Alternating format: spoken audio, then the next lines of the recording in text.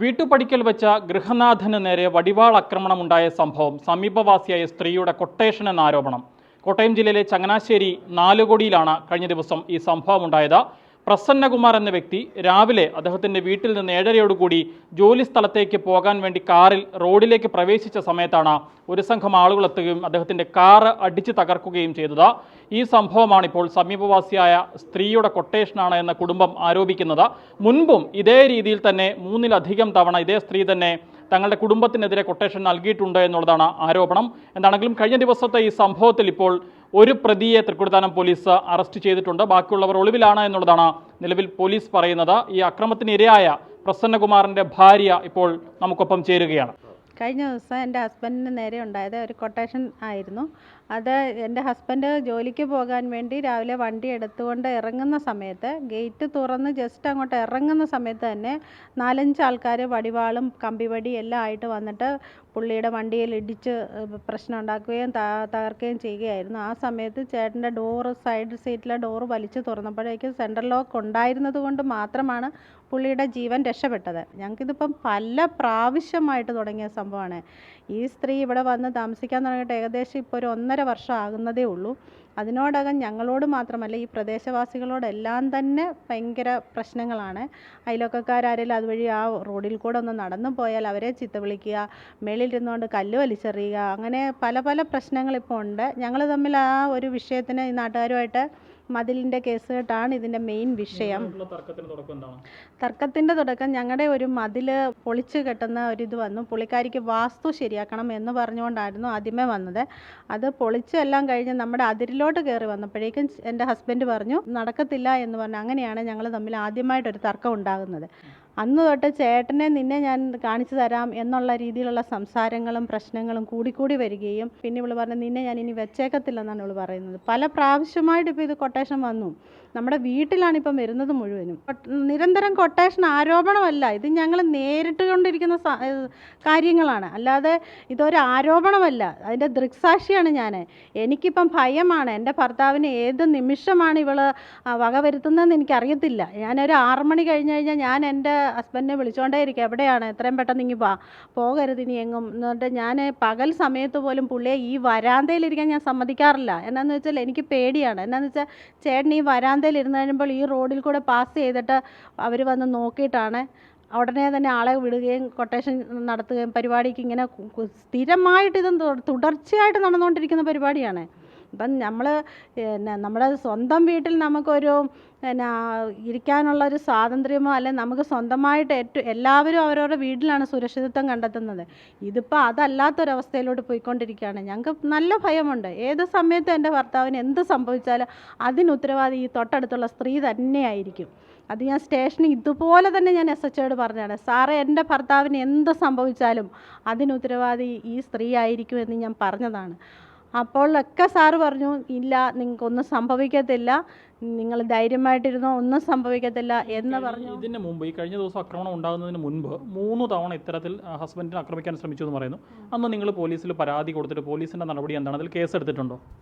അന്നെല്ലാം ഞങ്ങളോട് പറഞ്ഞത് നിങ്ങൾ പരാതി അവിടെ എഴുതി കൊടുത്തിട്ട് പൊക്കോളൂ, ഞങ്ങൾ ഇതുപോലെ തന്നെ ഇവളെ ഒന്ന് വിളിപ്പിക്കട്ടെ എന്ന് പറഞ്ഞു. അങ്ങനെ ഇവളെ ആദ്യം വന്ന നിരണംകാരൻ ഒരുത്തനായിരുന്നു.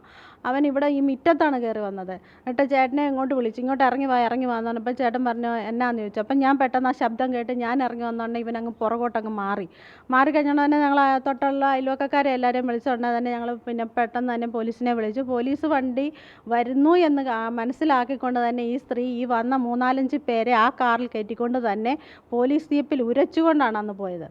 അന്ന് തന്നെ നമ്മുടെ SHO പിടിക്കുകയും ഞങ്ങളെ വിളിപ്പിക്കുകയും ഒക്കെ ചെയ്തു. ഞങ്ങൾ നാട്ടുകാരെല്ലാവരും കൂടി ചെന്നാണ് അന്ന് സ്റ്റേഷനിൽ ചെന്നത്. എല്ലാ സ്ത്രീകളും പറഞ്ഞു സാറേ ഇനി ഇതിനകത്ത് ഇങ്ങനെയൊരു അറ്റംപ്റ്റ് ഉണ്ടായാൽ ഞങ്ങൾ പ്രതികരിക്കും, അതുകൊണ്ട് സാറേ ഇതിനെന്തെങ്കിലും ഇത് ചെയ്തേ പറ്റും. അപ്പോൾ സാർ ഉറപ്പ് തന്നു ഇല്ല ഇനി ഒരിക്കൽ പോലും ഇങ്ങനെ ഒരു സംഭവം ഉണ്ടാകാതെ.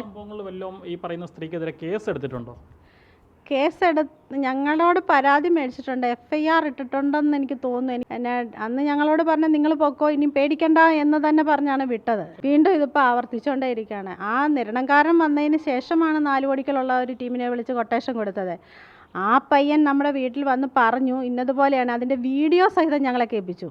ഇവള് പറയുന്ന ആ സംഭാഷണം ഫുള്ളും ഞങ്ങളെ കേൾപ്പിച്ചപ്പോൾ അതിൽ പറയുന്നത് എനിക്ക് അവനോട് ഭയങ്കര വൈരാഗ്യമാണ്, അതുകൊണ്ടാണെന്ന്. അപ്പോൾ അവർ ചോദിച്ചു നിങ്ങൾ തമ്മിൽ എന്താണ് പ്രശ്നം, കൊട്ടേഷൻ എന്താണെന്ന് അവർക്കറിയില്ലല്ലോ.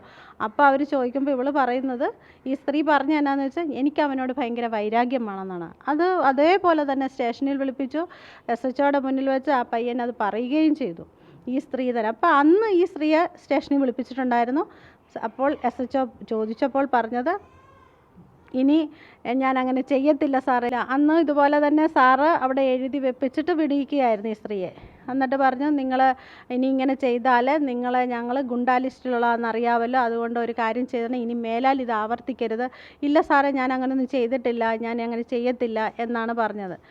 നമ്മൾ പിന്നെ അത് അത്രയും വിശ്വസിച്ചു, ഇനി അങ്ങനെ ഒരു ഇത് ഉണ്ടാവത്തില്ല എന്ന് പറഞ്ഞിരുന്നിടത്താണ് 2-3 ദിവസം കഴിഞ്ഞപ്പോഴത്തേക്കും പിന്നെയും ഈ മാസ്ക് വെച്ച 2-3 പേരെ ഞാൻ കാണാനിടയാകുകയും അങ്ങനെ ഞാൻ സ്റ്റേഷനിൽ പോവുകയും അവിടെ ചെന്ന് ഞാൻ ഈ കാര്യങ്ങൾ പറയുകയും ചെയ്ത്, ഞാനും എൻ്റെ ഹസ്ബൻഡും കൂടാണ് പോയത്. അന്ന് ഞങ്ങൾ ഇതുപോലെ പറഞ്ഞപ്പോഴും സാറ് പറഞ്ഞില്ല ഇനി അങ്ങനെ ഉണ്ടാവത്തില്ല എന്നും പറഞ്ഞ് ഇവളെ വിളിപ്പിച്ചിട്ട് അന്ന് എഴുതി വെപ്പിച്ചിട്ട് ഈ വിടുന്നത്. പക്ഷേ പിന്നെ ഇപ്പം ഇങ്ങനെ ഒരു അറ്റംപ്റ്റ്, ഈ നേരം വെളുക്കുന്നതിന് മുമ്പ് ഇങ്ങനെ ഒരു പ്രശ്നം ഉണ്ടാവും നമ്മൾ ഒട്ടും തന്നെ പ്രതീക്ഷിക്കുന്നില്ല. അപ്പം ഞങ്ങൾക്ക് പേടിയെന്ന് പറഞ്ഞാൽ എനിക്ക് ഒറ്റ ഒരു ഇത് നല്ല ഉറപ്പായിട്ട് എനിക്ക് മനസ്സിലാവും, എന്നാന്ന് വെച്ചാൽ ഏത് നിമിഷം എൻ്റെ ഭർത്താവിൻ്റെ ജീവൻ അപകടത്തിലാണ്. അതിപ്പം വീടിൻ്റെ മുന്നിലായാലും എവിടെ വെച്ചായാലും എന്ത് സംഭവിക്കും, എനിക്ക് 100% ഉറപ്പാണ്. ഞാൻ രാത്രിയും പോലും എനിക്ക് ഉറങ്ങാൻ പറ്റുന്നില്ല. എന്നാന്ന് വെച്ചാൽ നമ്മുടെ കൺമുമ്പിലാണ് ഇപ്പോൾ ഈ സംഭവങ്ങൾ ഇങ്ങനെ നടന്നുകൊണ്ടേ ഇരിക്കുന്നത്. എല്ലാവരോടും പ്രശ്നമാണ്. എന്നാന്ന് വെച്ചാൽ നമ്മുടെ ഈ ഏരിയ എന്ന് പറഞ്ഞാൽ ഞാനൊക്കെ എന്ന് പറഞ്ഞാൽ വെളുപ്പിനെ രാവിലെ ഒരു 5:30-5:45 ആകുമ്പോൾ ഞങ്ങൾ അമ്പലത്തിൽ ഞാൻ തനിയാണ് പോകുന്നത്. നമുക്കൊന്നും ഭയപ്പെടണ്ടായിരുന്നു. ഞാൻ പോയി അമ്പലത്തിൽ പോയിട്ട് തൊഴുതിട്ട് വരുന്നു. ഇപ്പം എനിക്ക് ഭയമാണ്, രാവിലെ അമ്പലത്തിൽ പോകാനൊക്കെ പേടിയാണ്. ഈ മതിലിൻ്റെ 2 സൈഡിൽ എവിടെയെങ്കിലും പാത്ത് നിന്നിട്ട് നമ്മുടെ നേരെ ഒരു ആക്രമണം ഉണ്ടായി നമ്മുടെ ഹസ്ബൻഡിനെ വെളിയിൽ ഇറക്കാനല്ലേ അവർ ശ്രമിക്കത്തുള്ളൂ. നമ്മൾ ഈ TV വാർത്ത കാണുമ്പം ഇനിയിപ്പം നമ്മുടെ വീട്ടിൽ ഈ സംഭവം നടക്കുമോ എന്നൊരു ഭയം എനിക്ക് നല്ലതായിട്ടുണ്ട്. എൻ്റെ മക്കളാണേലും ഇപ്പോൾ ഒരാളെ ഇവിടെ ഇപ്പോൾ എൻ്റെ അടുത്തുള്ളൂ. പക്ഷേ മൂത്ത മോൻ വരുന്ന സമയത്താണെങ്കിലും പിള്ളേരും കൂടി ഇതിന് ഇൻവോൾവഡ് ആയി പോയെങ്കിൽ എന്ത് ചെയ്യും?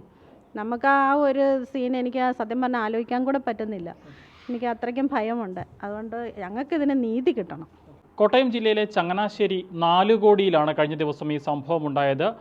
പ്രസന്നകുമാർ എന്ന വ്യക്തി അദ്ദേഹത്തിൻ്റെ വീട്ടിൽ നിന്ന് പുറത്തേക്ക് രാവിലെ ജോലിക്ക് പോകുന്നതിന് വേണ്ടി 7:30 റോഡിലേക്ക് ഇറങ്ങുന്ന സമയത്ത് ഒരു സംഘം ആളുകൾ, ഗുണ്ടാസംഘം എത്തി അദ്ദേഹത്തിൻ്റെ വാഹനം ആക്രമിക്കുകയായിരുന്നു. ഗ്ലാസ് അടക്കം അടിച്ചു തകർക്കുകയും ചെയ്തു. അദ്ദേഹം വാഹനം നിർത്താതെ അതിവേഗത്തിൽ ഓടിച്ച് പോലീസ് സ്റ്റേഷനിലേക്ക് എത്തിക്കുകയും അവിടെ അഭയം തേടുകയുമായിരുന്നു. അതുകൊണ്ട് മാത്രമാണ് അദ്ദേഹം രക്ഷപ്പെട്ടത്. ഇതിനു മുൻപ് 3 തവണയും സമാനമായ രീതിയിൽ തന്നെ തനിക്കെതിരെ കൊട്ടേഷൻ നൽകിയിട്ടുണ്ട് എന്നുള്ളതാണ് പ്രസന്നകുമാറും കുടുംബവും പറയുന്നത്. എന്താണെങ്കിലും ഈ കഴിഞ്ഞ ദിവസം ഉണ്ടായ സംഭവത്തിൽ ഒരു പ്രതിയെ തൃക്കുടിത്താനം പോലീസ് അറസ്റ്റ് ചെയ്ത് കോടതിയിൽ ഹാജരാക്കി അയാളെ റിമാൻഡ് ചെയ്യുകയും ചെയ്തിട്ടുണ്ട്. ബാക്കിയുള്ള പ്രതികൾക്ക് വേണ്ടി പോലീസ് അന്വേഷണം തുടരുകയാണ്.